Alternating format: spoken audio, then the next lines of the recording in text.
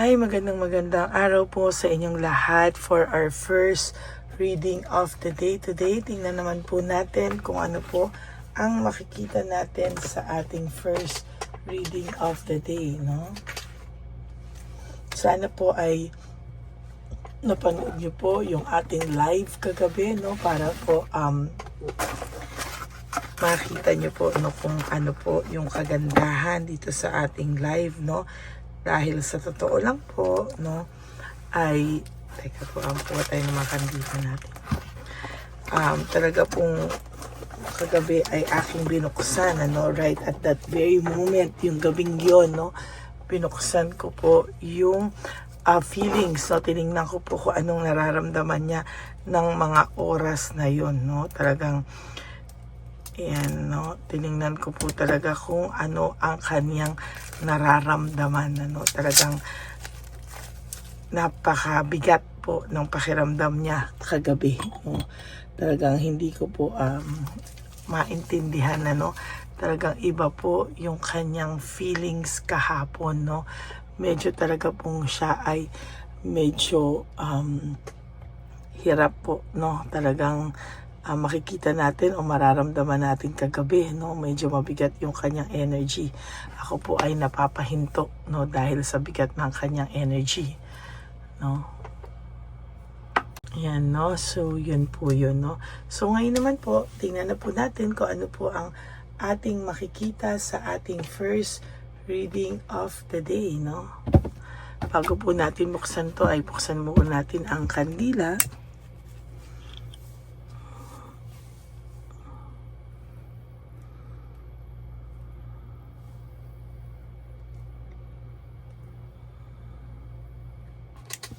Sorry po.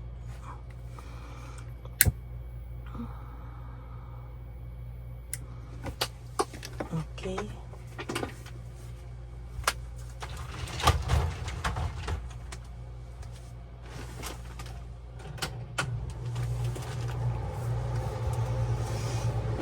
Ayan. Tapos po, bago natin buksan ito, ay titingnan ko muna po ang angel number mo for today.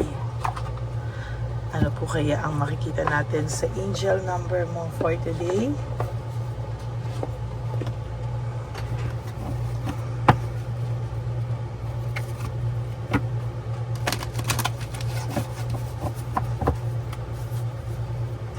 Ang angel number for today, 555, no? Magkakaroon ka po ng clarity or ang person mo meron pong ikaw po ito, 555, clarity, great transformation, ano, major changes, opportunity, and fast-paced forward process, no. So kung ngayon po ay talaga ikaw ay victim ng isang circumstances o nasasaktan ka po o meron pong mga bagay sa buhay mo na parang feeling mo ang tagal-tagal, no, ng proseso, huwag po kayong mag-alala kasi in the wrong run daw po ay magiging successful ka rin, ano, at makaka-adapt ka, makaka-survive ka, and everything is working out for the best daw po para sa iyo. And at long last, sa haba-haba daw din po talaga lahat, you are accomplishing what you set out to do, no. Everything will work out perfectly in the end. Ang ganda po ng inyong angel number for today, no? Great transformation, major changes sa buhay mo, mga opportunity darating at may bilis po ang oras mo, no, yung proseso ay hindi ka na po mai-stuck pa, no? So yan po ang inyong angel number for the day, no? Or for this reading. Okay? So ito naman po ngayon, ano, ay tayo po ay mamimili ng 20 cards, no? Ang ganda-ganda po ng iyong angel number, no?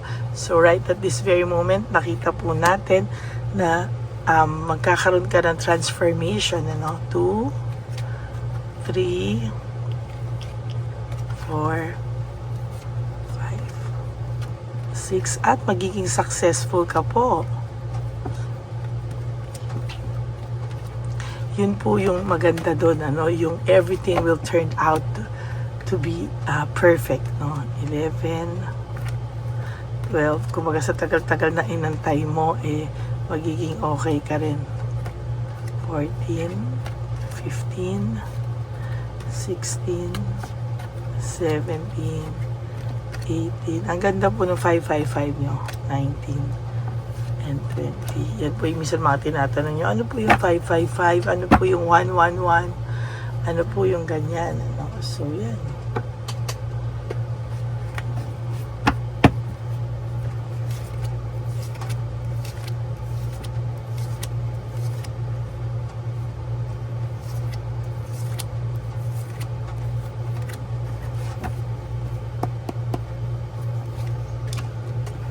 No direction, for your first card as of this very moment, no direction. Wala po akong nakikitang direksyon dito sa nangyayari po sa iyong person, right at this very moment. Ang person po na ito ay magulo pa rin po ang kanyang utak, very very unpredictable. Hindi niya po alam kung ano pa rin ang tumatakbo sa isipan niya. Sa nakikita ko po dito ay may pagmamahal pa naman po siya sa iyo, no? Ang taong to ay may pagmamahal sa iyo, ngunit hindi niya po ito iniintindi, no? Parang hinuhold niya po dahil hindi niya po alam kung ano po ang kanyang gagawin, no? Sabi ko nga po sa iyo, very unstable itong taong to. At sa nakikita ko po ay hindi po niya gusto yung mga bagay na hindi niya po gusto yung mga bagay na nagpapa-remind sa iyo sa kanya, no? To tell you honestly, ang taong ito ay sa totoo lang po ay naguguluhan siya. Hindi niya po alam kung ano po ang kanyang gagawin, ano? Talagang mahigpit po talaga yung ang pakiramdam nito. Ang pakiramdam po nito, anytime bibigay siya, no? Anytime ay talagang hindi niya po akalain kung ano po ang kanyang anong nangyayari sa kanyang buhay, no? Natukso po kasi siya, no? Maraming beses itong natukso sa material things, no? And naging selfish po siya, no? And talaga ngayon po meron po siyang naramdamang insecurity. At ito po ngayon ay nagsiselos, maybe nag-i-stalk pa to talaga sa'yo, no? Nag-i-stalk to sa'yo, no? O nakikibalita po siya sa'yo nang hindi mo alam, no? And meron din po itong mga natatanungan na hindi mo po akalain na ikaw, no? Very, very selfish po siya. At ngayon na parang okay ka na, ay hindi niya rin po matanggap na ikaw ay okay, no? As a matter of fact, ang pakiramdam po nitong taong to, hindi ka pwedeng maging okay. Paano daw siya, no? Very selfish actually, no? Yung act na ganyan ay hindi ko gusto, no? Because ang taong ito, no, sa nakikita ko sa kanya ay very, very selfish, no? Porket hindi siya masaya sa buhay niya, hindi ka po pwedeng mawala sa kanya. Kailangan nandiyan ka lang din sa kanya, no? Parang ang pakiramdam niya kailangan po ay ikaw ay hindi ka din okay, hindi ka din makaka-move on. At sa nakikita ko sa kanya, talagang dinadanas niya yung sakit, yung hirap ngayon, at yan yung napapala niya, no? Talagang ang pakiramdam niya ay wait lang, no?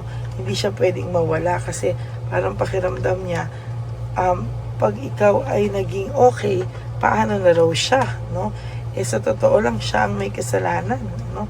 Sa'yo, no? Tapos ngayon tatanungin ka niya, paano na siya? Teka naman, that's really, really, really unfair, no? Hindi niya po alam kung ano po ang kanyang gagawin sa mga oras na to. Siya po ay talagang nakakaramdam ng matinding dagok sa kanyang buhay, no? Hindi niya po alam kung ano ang kanyang gagawin, pero yan po ang nakikita ko. Marami po siyang fears, no? Nagpe-play safe lang po ang taong ito. Nakakaramdam na rin po ito ng weakness and manipulation. Sabi ko nga po sa inyo, itong taong to ay siya po mismo ang nakakaramdam ng panghihina, no, sa mga ginawa niya sa buhay niya, yung mga ginawa niya recently, no? Hindi po yan naaayon sa kagustuhan ng Divine Universe o kagustuhan ng tadhana, no? Ang tadhana po ay gagawa at gagawa ng paraan para ang landas nyo ay magtagpong muli, no? For whatever reason, pwede na para magkabalikan kayo o yung iba para lang makapaghingi ng tawad sa iyo, magkaroon ka ng peace of mind. It doesn't necessarily mean na pag nagkita kayo ito, kailangan mo pa siyang balikan, ano? Maybe ang itong taong to ay hindi napapakali, gusto niyang makatulog ka, makatulog siya, matahimik kayong pareho, no? So nakikita ko yan ang nagiging simbolo talaga, no? At sa nakikita ko ay talagang kayong dalawa po ay nagulo, no? May mga, for some of you, may nagbaranggayan pa. For some of you, may mga nag-process pa ng kung ano-anong documents legally, no? Baka yung iba sa inyo gustong magpa-annul pa nung una, ganyan na, o kaya nagbabantaan, ganyan. Ay nako, yan po ang nakikita ko, no? And sa nakikita ko po, talagang magulo po, no? Hindi po ito biro, no?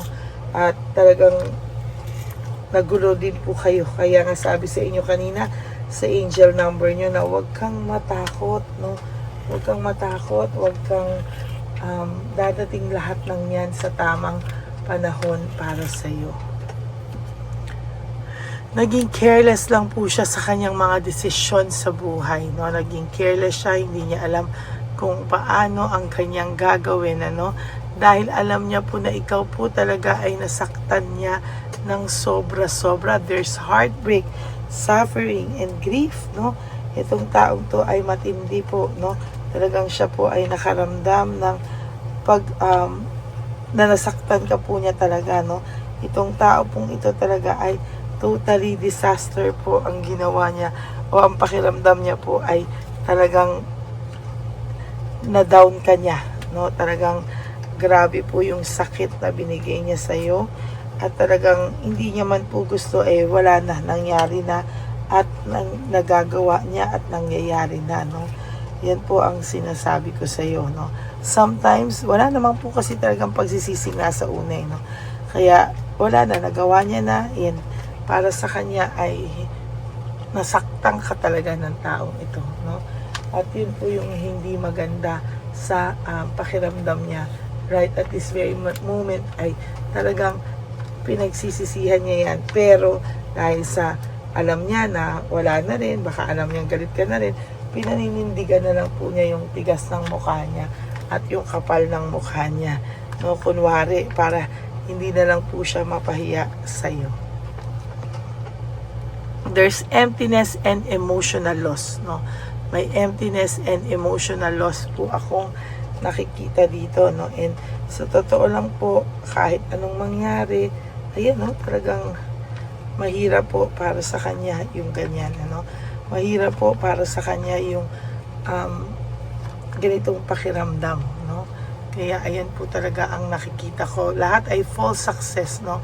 Living beyond means lahat po ng pinapakita niya sa iyo ay hindi totoo. There's freedom and explore. Gusto niya pong mag-explore, kaya po niya yan nagawa sa iyo. And now, no, yung hindi daw po worth it yung kanyang ginawa. There's also depression, ano? Nade-depress po itong taong to, at sa nakikita ko po ay hindi po yan maayos, no? Talagang magulong-magulo po ang kanyang buhay sa ngayon, no? Nahihirapan po siya, and talagang hindi niya po alam ang kanyang gagawin. There, oh. Leaving behind, walking away. Sa totoo lang po, ang tao pong ito ay nakakaranas ng pagkabagot, no? Success, oh. Yan po yung sinasabi sa iyo kanina ng ating angel number, na there will come a time na ikaw po ay aayos, no? Hindi man po sa ngayon, kung hindi ka pa po ready daw talagang, pero wag kang mag-alala kasi darating ang araw na ikaw po ay aayos, no? Whether you like it or not, ikaw po ay aayos. At hindi ka po maiiwanan na wala lang, no?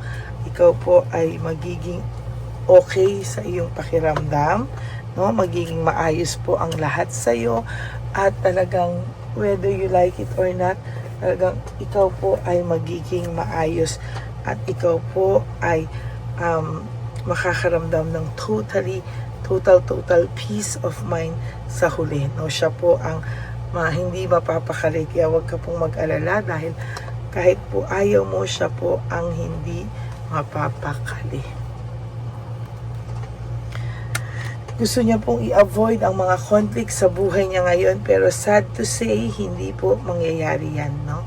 Ang tao pong ito totally ay makakaranas ng pagkabagot, gulo ng buhay, at talagang yung conflict po sa kanya ay hindi niya po maiiwasan. Talaga pong itong taong to technically ay makakaramdam ng bigat, ng kalooban, at lagi po itong may kakumpetensya. Iwasan niya man po yung kanyang mga iwasan man po niya yung ganyang mga senaryo, mga conflict sa paligid niya, dahil po sa mainitin ang ulo nito, lagi po itong nakasigaw, lagi pong masakit magsalita.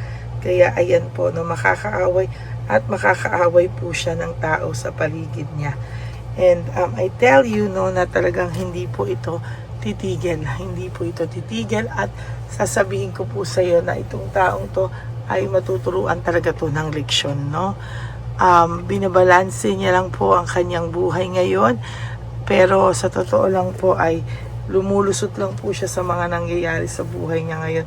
Pero that is a big mistake, no? There will come a time, ito yung sinasabi ko sa inyo, lalapit po yan sa inyo, at hindi na po siya makakatago pa. For your last card, naging greedy po talaga siya, kaya siya po ay binabalikan ng tadhana. Yan po ang inyong first reading of the day. I hope na naka-resonate po kayo, and if you do, can you please give me a like and comment down below para naman po malaman ko po kung ano po ang inyong mga nasa saloobin. Okay? And for those of you who would like to have a private reading with me, you can message me po at Ladyly Elena. That's Ladyly Elena. Nasa dulo po yan na ating video. Diyan nyo lang po ako makukontak. That is my only official and legit FB and Messenger account, no? At nilabas ko din po dyan ang fake account ng Lady Elena, na kung saan po ay para kayo ay hindi malinlang, no? Para po kayo ay aware na may fake na Lady Elena na nang scam ng tao, nang hahak ng inyong mga account. Kaya mag-ingat po kayo dyan, no? Nilabas ko po lahat yan para kayo po ay aware. Okay? Maraming salamat po sa inyong lahat. And for those of you who would like to give me a super thanks for this video, I would really appreciate that from the bottom of my heart. Lalo na po, nalalapit na po ang ating One Love a Day, first ever One Love a Day for 2025. That will be on March 1, no? March 1 na po ang ating One Love a Day, at sa nakikita ko po ay talagang maganda po ang magiging first na ating One Love a Day, dahil po talagang ako po ay nangangarap na mas makapagbigay sa mas maraming matatanda ngayong 2025. Okay? And thank you po for not skipping ads. Tulong nyo na po yan sa ating channel, at lahat po ng panonood nyo sa ating mga episodes o videos na hindi nyo pa po napanood, I hope mapanood nyo na po, dahil malaking tulong din po yan para sa ating mga matatanda. Okay? And sa akin naman po mga ever loyal, solid, and faithful na Lady Elena family, I love you all from the bottom of my heart. Mahal na mahal ko po kayong lahat, and alam ko po na sobra rin po ang pagmamahal nyo sa akin, kaya po ako po ay nagpapasalamat sa inyong lahat. Okay? Maraming salamat po sa inyong lahat.